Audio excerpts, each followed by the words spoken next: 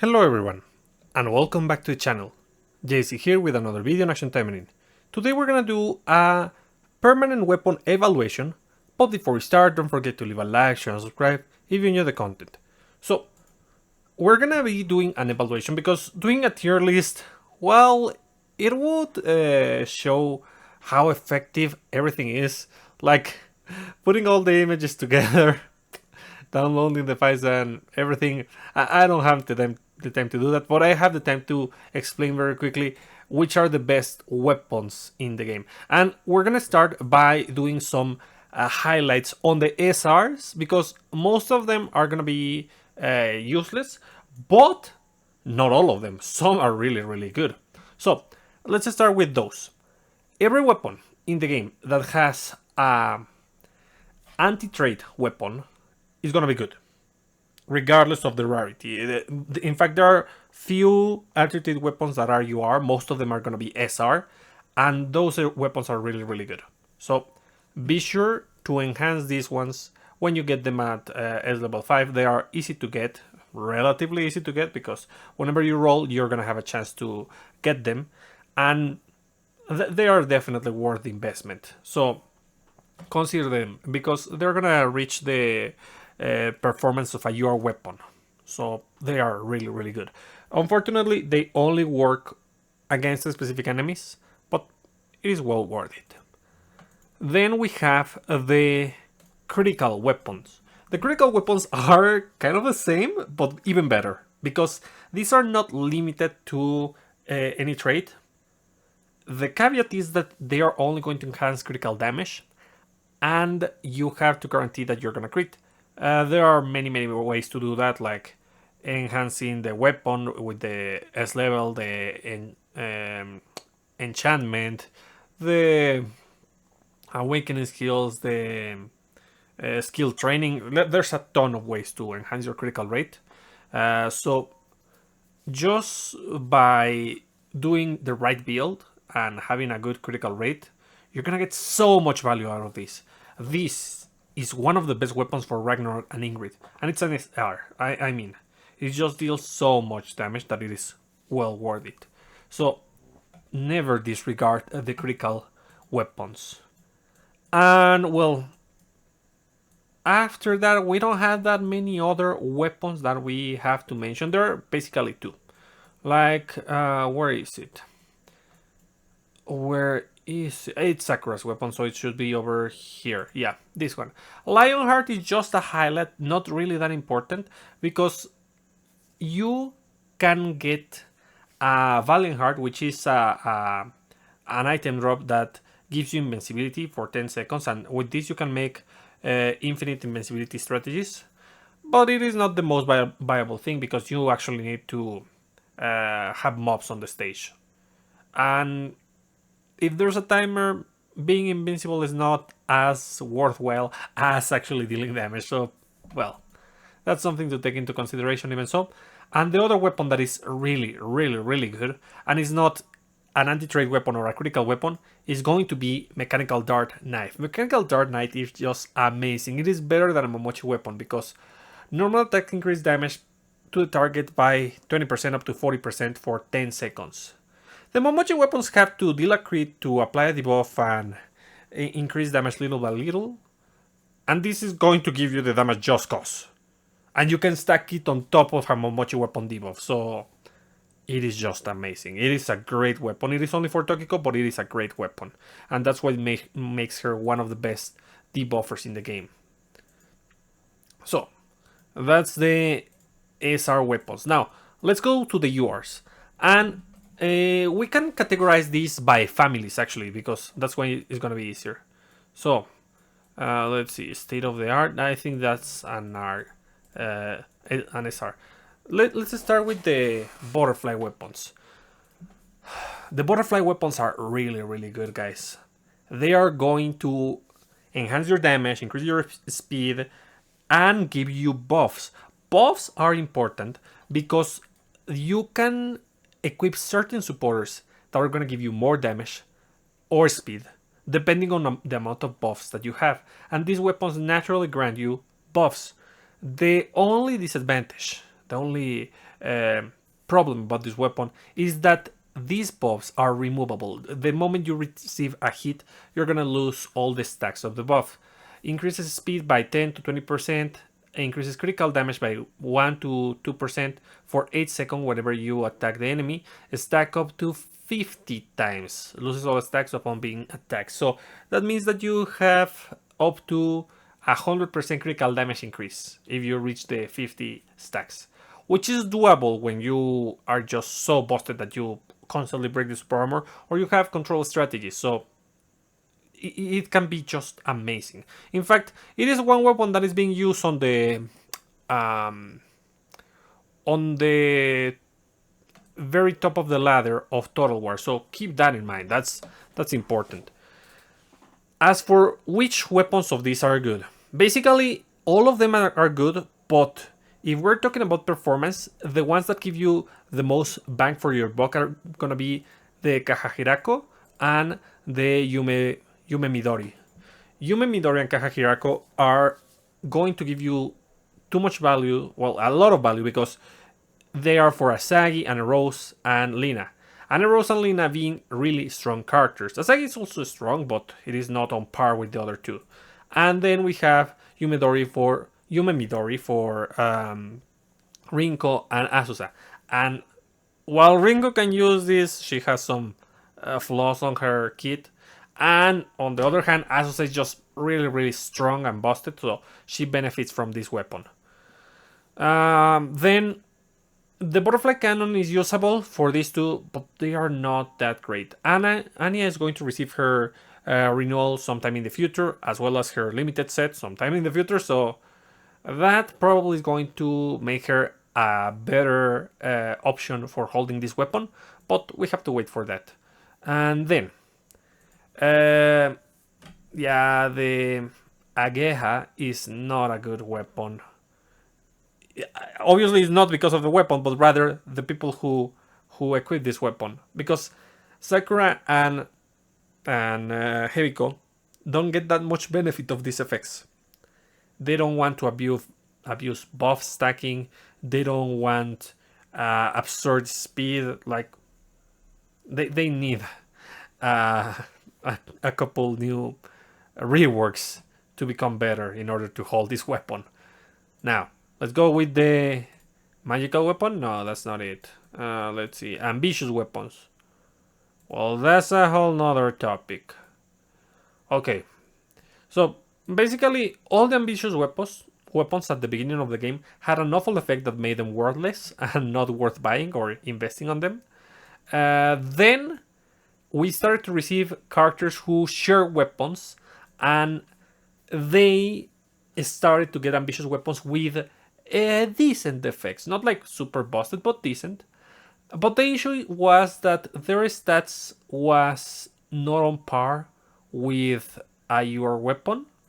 So they were unappealing for the most part. Look at these stats. Like, I mean, maybe Anna Rose is an exception, but yeah, these stats are kind of low. But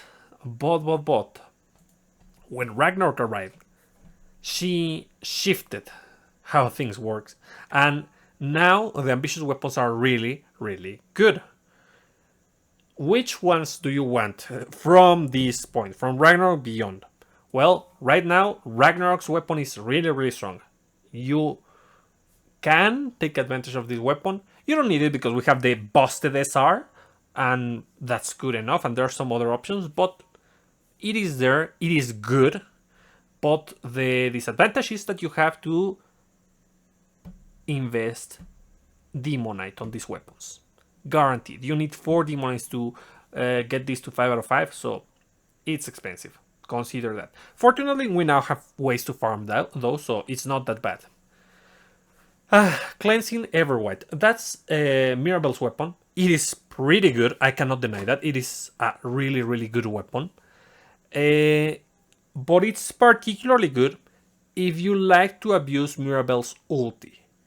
If you don't care about Mirabelle's ulti that much, or particle charge builds, you can avoid this weapon.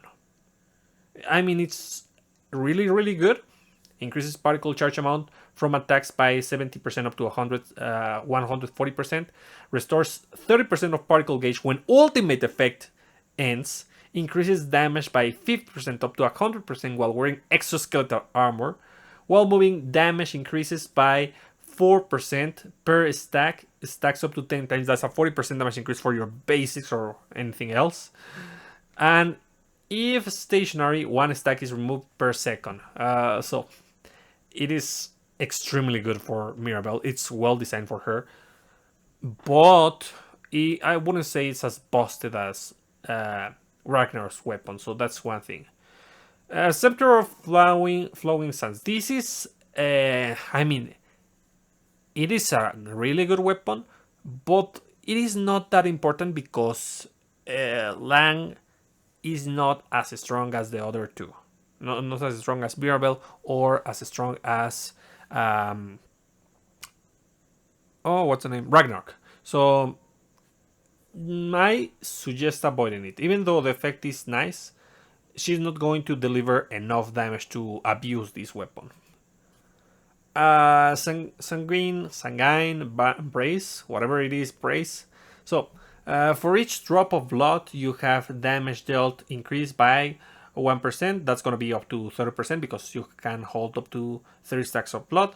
The cost of blood to enhance skills is reduced by 5, which the normal cost is 10, so it's half the cost for enhancing your skills, which is nice.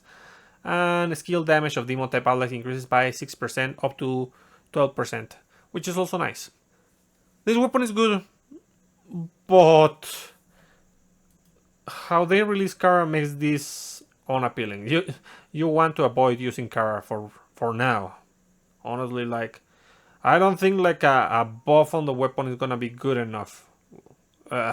Because whenever they try to fix a character with a weapon, they're going to do something like Francis where she goes mono weapon or she doesn't go at all. So yeah, well, avoid this weapon. Onslaught. Busted. The character is already busted. Asuma is busted and the weapon is even more busted. Increases unique skill effect by 20% up to 40%, increases skill damage by 15%, increasing additional 10% against Deimos enemies up to 30%. The 10% is not going to increase. When attacking, a Great Sword skill inflicts damage equal to 5% of the enemy's current HP. When attacking a Demon type enemy, inflicts 10% instead every 5 seconds. When attacking with a spear, heals the character's HP equal to 5% of damage inflicted upon attack. When attacking a Demon type character, additionally reduce the damage taken by 15% for 10 seconds every 15 seconds. Yeah, that's a lot of effects and busted effects, and this character and weapon hate demons. So yeah, basically from this you only want Ragnar's weapon, Mirabelle's weapon, and Asuma's weapon if you decide to buy the packs. Everything else is just unusable. Now let's go to the next one. Cherry Blossom weapons. I don't have experience with these ones because they're mileage, they're extremely expensive and they're pay to win. But I can tell you this. These effects are not worth it because making the enemy groggy is something that works when the enemy is without super armor and most challenging content has super armor. So while these are pay to win and they used to be broken, they are not anymore thanks to super armor. So just ignore them. They are not important. Mythical weapons. Oh yeah, the mythical weapons. So these all have the same effect. Increase normal attack damage against snare enemies by 15% up to 30%, and normal attacks deal 24% up to 48% damage against random enemies. It is just pretty bad, honestly. Like, snare is one of the worst debuffs in the game. While it has its uses, especially with ranged characters, like Sakura is a character who ensnares the enemies, and most characters don't do that. So yeah, it is not easy to take advantage of this. So just ignore these weapons. Then we have the ultimate weapons. God, here we have a huge selection. For ultimate weapons, are there any good weapons? Yeah, definitely, there are a couple. So starting with Kaguya. Hawiye is just an amazing weapon that is going to give you a ton of damage for your Murasaki. And it has an active, but the active doesn't matter. The important is the passive that gives you a critical damage buff each time you crit. And it stacks up to 5 times. So, yeah, it's 16%, 5 times. God, it's going to give you a ton of damage. Yeah, I don't have this at 5 out of 5, and it is a good weapon. Just at 3 out of 5, I think that is a good weapon. So, yeah, this one is worth it. Great Fire is a highlight, like consecutive attack deals 6% up to 12% damage against super armor, stack up to 10 times. Removal stacks when super armor is destroyed and increases skill damage by 6% per stack. So it's a fine weapon. It's a fine weapon. I cannot deny that. Then in these ones we have the demonic weapons, which are not this is not a demonic. This is a demonic weapon. All demonic weapons are awful, but they are good for the armory. That's what I'm gonna say. Let's see. Coronet of Supremacy is fun to use on weapon active builds, but that's a very niche thing. But I'll just highlight it. I love this weapon, so I'm always going to highlight this weapon. Then, okay, Crystal Heart. While Crystal Heart has a good effect, because it drops a massive weapon in front, knock down the enemy dealing damage, and 3% of the damage dealt is restored as HP. That's nice. A healing weapon is nice. But Noah doesn't need the healing. She has already great natural healing, so she doesn't need it. And then Yomotsu Heigyu also restores HP, but it is not the best weapon for Kirara, so I suggest you ignore this one. Let's see. We have something else that really... Oh yeah, we do have something that really matters. Reaper's Wing. Reaper's Wing is an amazing weapon. You want to increase... you're going to increase damage to debuffed enemies by 15% up to 30%. The active doesn't really matter. It's the passive that it is extremely busted. So if you have this weapon, it is a great option for Felicia if you don't have the Renewal weapon. Like, Renewal weapons are always going to be busted. Well, not always, but in most cases are busted. So, yeah. Oh my god, yeah, we have this one. So, Kumokori. This one, it is great because it gives you a 40% damage increase against bosses. That works against any trait. It is basically an anti-trait weapon. Not as busted as an anti-trait weapon, but it's kind of an anti-trait weapon on your stats. So that's really strong. Then we have... I have to highlight this. So, Silver Paladin, it is not one of my favorite, but it does have a pretty oppressive effect because it reduces damage taken from all enemies by 15%, up to 30%. So it's a great weapon for defensive builds for Shisui. I cannot deny its capabilities. It is pretty good for that. Treasure of the Deep Ocean. It is also very, very good because it is another weapon that gives you damage increase on debuff, just like Felicia's weapon. So it's pretty good. The active doesn't really matter, but that is good enough. Let's see. We still have a couple weapons that are good. Like Cherry Storm is one of the best weapons for Lina. It's even better than her Decisive weapon because it gives you more critical damage and it works in any color. So it's amazing. And it has a good active because it reduces critical resistance. And then Falling Heart is okay if you like abusing Phantasma's leader skill. The Nightmare debuff. If you don't care about that debuff, you can just skip this weapon. And then Divine Sensor is okay for particle charge builds. If you have Tomoe and Fire God Micah, you can use this. It is fun to use, but again, not the most viable thing. You can just do it for fun. Mystic Sword Nanashi. Busted. Meta relevant and super important. It's one of the weapons that is being used on the top strategies on Total War right now. So do consider getting this at 5 out of 5 whenever you have the chance. Let's see, which one else? Which other weapon? Okay, Absolver. Absolver is a good weapon, but again, Lang is not that great of a character because this is going to give you damage increase and damage reduction against bosses. It is a balance effect on a weapon, and that's going to give you survivability and damage. But Lan lacks enough damage or identity because she creates a clone and she's supposed to be a damage dealer, but she doesn't deal enough damage compared to other damage dealers. She doesn't debuff the enemy, she doesn't super buff herself, so yeah, even though the weapon is nice, it is not good enough due to the character. And oh yeah, we have two other. This one and this one. Do not get deceived. This is not good enough.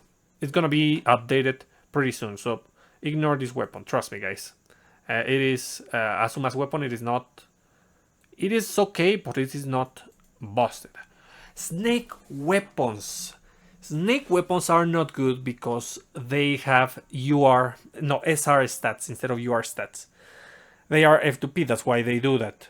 And the thing is, the weapon active and the passive are actually decent. I won't say busted, but they are decent because it increases your particle charge and it also increases your and it activates a wave of sludge that is going to deal constant damage. And if you snare the enemy or you run against the wave, the enemy is going to receive a ton of damage. So there's where to abuse this, but the stats are the only thing preventing this for being actually good. So it is a shame. Well, they are usable for ulti spam strategies, but we have a better option for those. Decisive weapons. Well, this one is gonna have a ton of highlights, of course. Okay, I'll try to be as brief as possible because there's so much to say about these ones. But let's see. This is a generic good damage increase for Rinko, pretty good, and it abuses her Wind Slicer. This one is kinda good for Oboro because it enhances the skill damage by 22% up to 40%. This one is good because it has a generic critical damage increase, which is appreciated. This one also has damage increase when you crit. It gives you a buff when you crit, so that's nice, but that's about it. It's not busted enough. Let's see. This one is busted. It is meta relevant, not for the top teams on what's the name, on Total War, but for relay mode it is super important because this is going to help you a lot. Shizuru is one of the best supporters in the game. Ariel is really good for Zeka, extremely good, increases her damage tremendously on green. Gear Guardian type 26 is also pretty good for Shisui, increases her damage like on any build. Mariner, Guide of the Starry Sea. Guide of the Starry Sea is the one. So this one is good because it enables you to use Eleanor as a snare supporter, and she can also abuse this with White Feather Asuka to just keep the enemy in place. So it is a good weapon. Let's see. Tatari Katana also pretty good for damage for Momochi. Super useful. Oops. Let's do that again. So package. No, not package. Rebellious, Summer, Arena, Decisive. Yeah, I have to put URs. Who else? Okay. Revolting Bat is extremely important because basically you either use this or you do not play with Francis. Because a big part of her identity relies on her leader skill, and she can only use her leader skill by equipping an awful skill. Or you can put this weapon and then she has access to her leader skill with any build, which is great. So it is just too good to pass. Wow, this one is just busted. Gives you damage reduction and penetration just cause, and also has another effect. When using a skill on Lisa Shikigami, at the enemy dealing consecutive damage equal to 70% of attack, up to 140% of attack, and inflicts 30% increase the increase in damage taken for 4 seconds every 7 seconds. It is just too good, guys. It is amazing. It is a great weapon for PvP. So those are the highlights that I'm gonna select. Of course, all of these weapons enhance each character on certain aspects, but I'm just mentioning the ones that give you the most value. Then we have arena weapons. Arena weapons are amazing because they have the highest stats in the game when compared to weapons in general. I was comparing a decisive weapon with an arena weapon, and the arena weapons have more stats. And why is that? Because they're not going to be effective on normal content, but they are great beat stick, guys. You always want to have arena weapons. They are great. Summer vacations. These are the alternative to the snake weapons. They have your stats while also having the particle charge increase effect, which is amazing. The active, unfortunately, is not as good as the snake's weapon, but you don't use it for the active. You use it for the ultimate spam strategy. So yeah, these weapons are excellent for that. Oh, again, well, let's see. So summer weapons, rebellious weapons. The rebellious weapons, okay, their performance is really good, but it depends on the character. You need characters who are able to deal multiple hits with either skills or basics and are very fast. For example, in most builds, Murasaki is going to be awful if she's holding the rebellious weapon, the Momochi weapon. But, for example, if you do your build properly and you build her blue with this weapon, she's going to be good because she can spin a ton and inflict a ton of stacks with her blue skill. So every character is going to have a way to, or well, at least most characters are going to have a way to abuse this. But there are others that always work. Like they're just too generic and work without effort. Like Momochi Nagi. Momochi Nagi, where is the double sword? Yeah. It is just an amazing character because of the basic enhancer and the fact that it deals multiple hits. It's just going to have full stacks, all the stacks all the time. So that's a great character to equip this on. It's also very good for Maka. She can be an aggressive supporter by inflicting the stacks, and she has a good amount of multi-hit on her skills. Even though her basics are slow, the skills carry her. Then we have someone like Felicia with an amazing basic enhancer that is going to be able to abuse this weapon. So yeah, these weapons are good. How good they are depends on the character who has them equipped. Usually for content, team content, you want the character holding the Momochi weapon to be either another DPS, like in the case of Momochi Nagi, because she's just that good at damage, or the other alternative, which is also pretty viable, to be a supporter for the whole team by equipping Mirabelle with Haru and another supporter that enhances the performance of your team or debuffs the enemy in some way. You're gonna get more mileage out of this because you don't care too much about the damage that you deal with this character, but rather the amount of benefit that you get from it. So take that into consideration when building. And again, let's see. Package weapons. For the package weapons, some of them are really good. Not all of them. Twinkle Riser is good because this is going to be able to just disarm the enemy. Unfortunately, that doesn't keep them in place. And that means that you have to chase after them and the disarm is going to fall off eventually. So that's unfortunate, but it is what it is. And then, which other one is good? Serpent of Carnage is good because it provides HP recovery for Asuka, and Asuka doesn't have HP recovery on her kit, so it's required basically if you want to have healing on Asuka. Dawnbringer is not bad, but it isn't busted either. Just, I want to highlight this one because, like, a ton of weapons are pretty bad, but this one is not that bad. Let's see, this one. Sledge of Blessings is really, really good. If you have a Mochi weapon user and you have a Sledge of Blessings,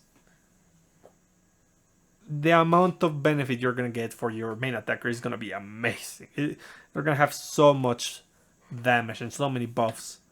So do use Sledge of Blessing if you have it. Grindhouse Special. The active is usable and okay, but not busted. And in fact, it has some flaws because you have to receive a hit to activate it. But it is what it is. On the other hand, the passive. The passive is amazing. It gives you a ton of damage increase. But you only can use this with Kurenai, so you want to use Kurenai as a damage dealer. Fortunately, your stats with critical damage buff, so that's gonna be busted.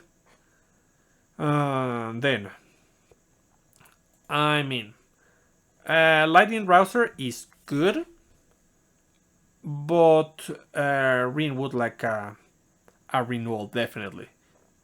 This has so much potential if Rin gets a good Renewal. But right now, it is just good, like not busted. It increases the area of Electric Volt and its damage. It gradually increases the area and increases its damage, and it gives you free critical rate, which is pretty good. Then Eleanor's weapon also gives critical damage. It's just that it's not as much as other weapon. It's just 24. Even so, critical damage on your weapon is appreciated. And this one, not that great. Increases damage by 10% up to 20% at speed. That's fine, but not really important. So basically it's this one, this one, this one, this one, and this one. And this one. Most weapons are not good on the packages, and that's also fine because you can equip them on the armory. So that's something to take into consideration. Renewal weapons. This one is a little bit more difficult because many of them are pretty good. Like, Impact Blade is going to increase the damage of Asuka tremendously, I tell you, because it is pretty good. Ignis Blade is nice, but you have to build Ingrid properly so that she abuses her skills. Otherwise, it's not going to give you that much mileage. Undying Apophis is pretty good. It used to be better, but there was a glitch and Gremory patched that. But it's good. You're gonna use Supernova twice with this skill. The damage is decreased, but even so, you're dealing 2 Supernovas. That's good. And increases damage dealt by 20% when a character HP is above 70%. And Astaroth plays that way. She's going to have HP. Then we have... oh yeah, Skullface. Skullface is an amazing weapon because it gives you penetration and gives you HP recovery when the enemy is debuffed or when you apply mind control. And it gives you damage increases when the enemy has mind control. So yeah, busted the weapon. Mr. Wonderbird, pretty good for PvP because you're gonna summon familiars with this weapon, and the familiars are going to interrupt the actions of the enemies. So it is very, very good for PvP. Luffy's drop fixes an issue on Kirara, and it's her HP recovery issue. It's way better than her normal weapon, her ultimate weapon. So if you like Kirara, consider this one. Like, most weapons are really, really good from here on out. I'm gonna omit this. Well, no. Actually, this one. Unabara is actually pretty decent. When using a skill, summons one Shadow Shark and deals damage equal to 360% up to 720% of attack every 5 seconds. Damage of enemies hit by the Shadow Shark is reduced by 30%, and their damage taken is increased by 30% for 5 seconds. It is not a Momochi weapon effect, but it is very good. So yeah, this weapon is nice. Um, let's see. Oh, Twin Sword IR and UV. It is busted because it has 100% penetration on the tornadoes from the leader skill of Kurenai. But without that, I wouldn't say it's that busted. Goddess of Blood, not important. Deep Impact, pretty good, pretty good. The thing with deep Impact is that you want to time your skills properly so that you have the most stacks and you deal the most damage out of it. You recover stacks when you use basics, and you consume stacks when you use your skills. So you want to keep as many stacks of overheat as possible. And it also enhances the basic attack, so that's nice. Chindopu, oof, good weapon. It synergizes with the new leader skill of Sora. It has built-in penetration and damage increase, so it is just amazing. One of the most busted weapons we have. Nightfall, also pretty good. While this doesn't make Felicia on par with Anna Rose or what's the other one? Or Sora, it is a really good weapon. So yeah, consider using this one. It gives you penetration, damage, and when attacking an enemy with Blood Mark deals damage equal to 4% of their current HP. So yeah, it deals a ton of damage. Gundari, pretty good weapon. Not the one that everyone is using on Total War, but still a pretty good weapon. The effect of the action bound increases by 30% up to 60% and restores the cooldown of the skill with the longest cooldown time remaining. Increases critical damage by 30% up to 60% and skill damage by 20%. So yeah, busted. Rinko's weapon is also nice, I won't deny, but again, Rinko has some issues.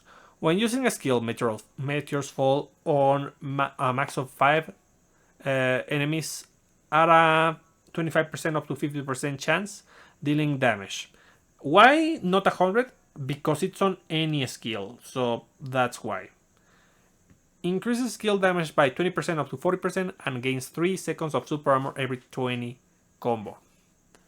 I mean, okay, but even though Rinko can combo like crazy, I think that 3 seconds is a little bit low. They should have considered giving her like 5 seconds or a speed buff on top of everything. I don't know. And well, that's it for the Renewal weapons, the important ones at least. Halloween weapon, what's this? How can there be a Halloween weapon? Why is this available? How do I get it? You don't get it right now.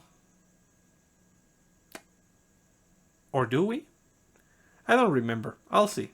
I think that it was locked behind. It is locked behind Kurenai's pack. Instead of having an ambitious weapon, she has this. Pretty silly. Because this, when the servers, the JP server and the global server were separated, they have different campaigns and they receive different things and they have Halloween costumes. And well, Kurenai received that and they made it bathe when they merged the servers. So, well, no, when they released Kurenai before merging the servers. So yeah, even so, it's not a good weapon. Don't worry about it. It is a nice skin for sure, but not important. Normal attack has a 10% chance of restoring 2% of lost HP. 10% chance, 2% lost HP. Yeah, you're not missing anything, guys, other than the skin. Well, let's see. What about the Wicked Star weapons? Busted. Yeah, I told you that anti-trade is good. And these are UARTs with anti-trade. So every weapon is good and you want to have them. Which are the most important ones? Basically, Canna Blade, Riot Weapon, and that's it. The other ones are good, especially if you have a character that uses this weapon and it's your main or it's pretty strong. Like these 4 weapons are nice. These 3 are okay, but not really important. Let's see, what else? We could start Holy Knight weapons. All of them good, all of them busted. They give you 30% damage increase against demons and 30% damage reduction against demons, and they have an active that freezes the enemy for 5 seconds. And freezes is going to give you damage. Well, it is a kind of debuff that increases the damage of the next damage instance. So, yeah, these are good. These are extremely good. Because they make you tanky and stronger against demons. They are anti-trait weapons and are really, really good. The only one that is not as good, like, the thing is, they are basically weaker versions of the Wicked Star weapons, but only Astaroth shares both a Christmas and a Wicked Star weapon. But now that we have Kara can equip this, so there's value in having Holy Knight Missile Let, though it's Kara. And the last one, not the custom. Like, oh, this video is long. I have done that mistake several times. So, the 3rd anniversary weapons.